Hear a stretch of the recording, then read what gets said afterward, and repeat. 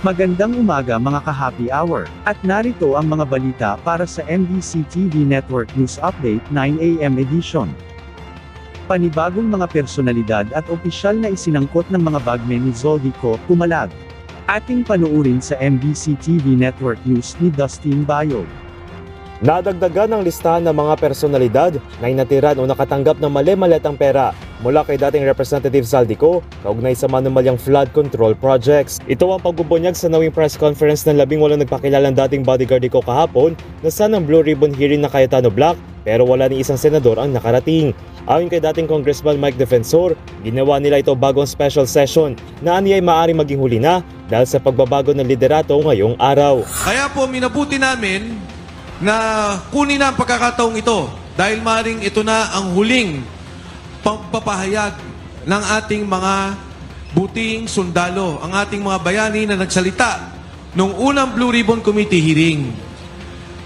Ngayon may karagdagan na 4. Kabilang sa dagdag na 4 na testigo ay dating manusundalo na si John Valderrama kung saan ikwento na dagati dito umano ng mali-maleta kay dating House Speaker Martin Romualdez at Senator Erwin Tulfo. Dinamay niya rin si Commission on Elections sa COMELEC Chairman George Garcia na nakatanggap din umano mula kay Ko. Ang dala po namin ay yung hand carry na paper, hand carry bag na kulay itim. Kasi doon pa ko sa unahan, ang una pong lumabit sa amin ay yung driver niya. Then binuksan ni Martic side yung doon sa right slide door, inabot sa driver ni George Garcia.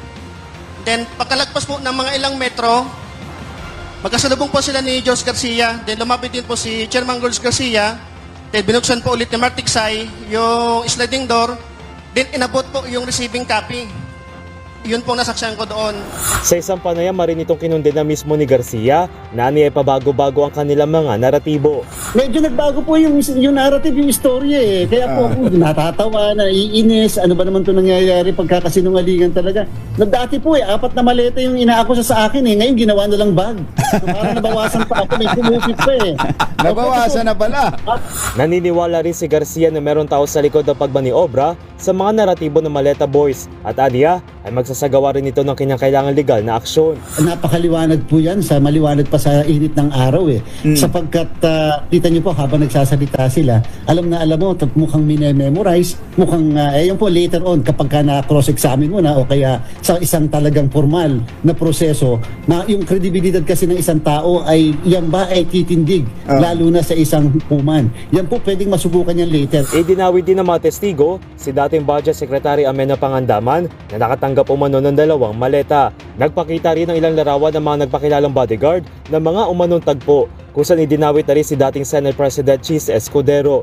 Mababati daw una sa Escudero na lumipat sa Gatchalian Block dahil ano pang makuha ang 12 senador na corrupt. Noong 2024, mula Horizon Homes, BGC, kasama ako sa convoy papunta sa convoy ni Zaldico bilang security detail at pupunta kami sa bahay ni Senator Francis Chis Escudero.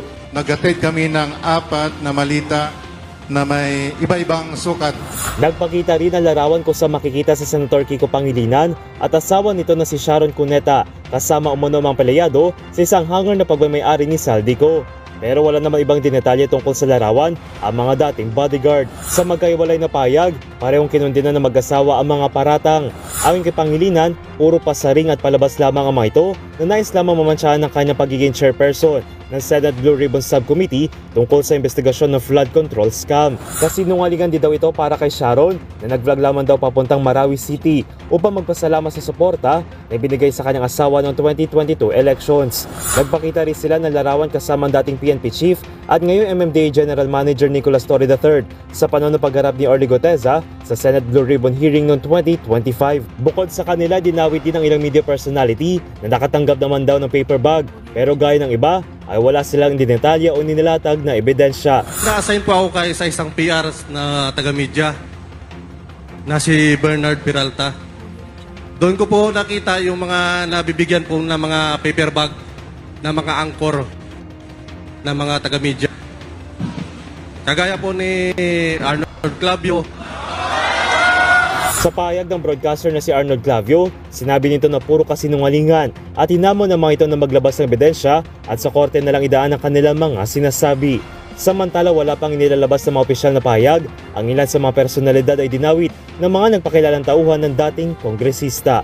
Para sa MBC TV Network News, ito si Dustin Bagdon, DZRH TV, una sa Pilipinas, una sa Pilipino.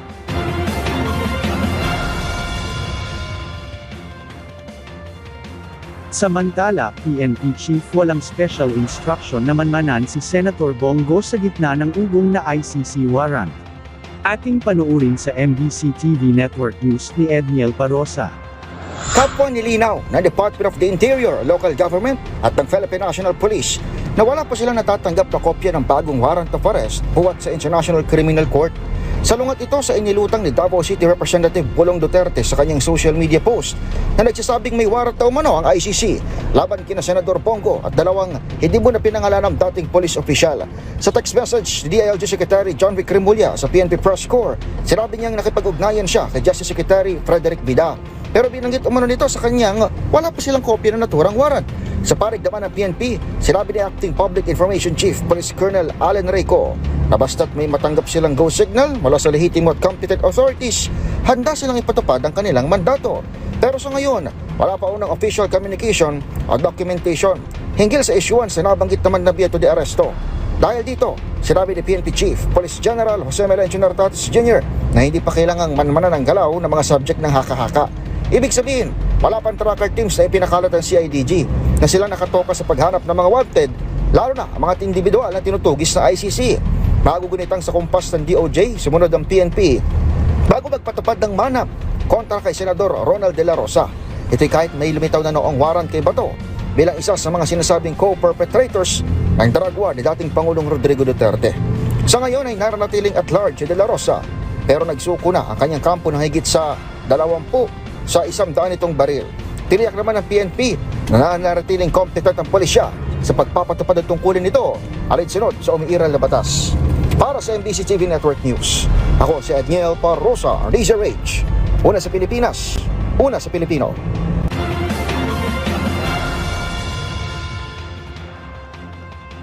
Sa iba pang balita, kooperasyon, susi sa kapayapaan sa ASEAN-Russia Summit. Ito ay nanawagan si Pangulong Ferdinand Marcos Jr. na mas palakasin ang pagtutulungan ng ASEAN at Russia sa halip na tunggalian. Ginawa ng Pangulo ang pahayag sa pagbubukas ng ASEAN-Russia Summit sa Kazan. Ito'y itinampok ni Pangulong Marcos ang tatlong pangunahing layunin ng kooperasyon, mas ligtas na rehiyon laban sa terorismo at cybercrime, mas malakas na ekonomiya sa pamamagitan ng kalakalan at enerhiya, at mas pinalawak na ugnayan ng mga mamamayan sa larangan ng edukasyon at kultura. Ayon kay Pangulong Marcos, ang 35 taon ng partnership ay simula pa lamang ng mas malawak at mas matatag na ugnayan ng ASEAN at Russia sa mga susunod na taon.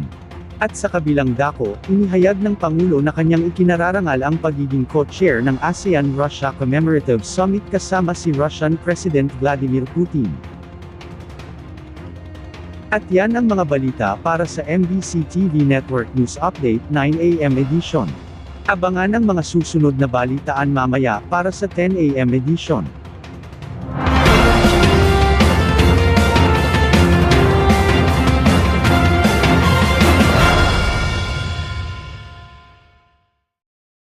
Mga ka-happy hour, kung gusto mong manood ang mga balita sa MBC TV Network News Update, mag-subscribe sa aming YouTube channel, i-like ang aming Facebook page, at i-follow sa aming TikTok account.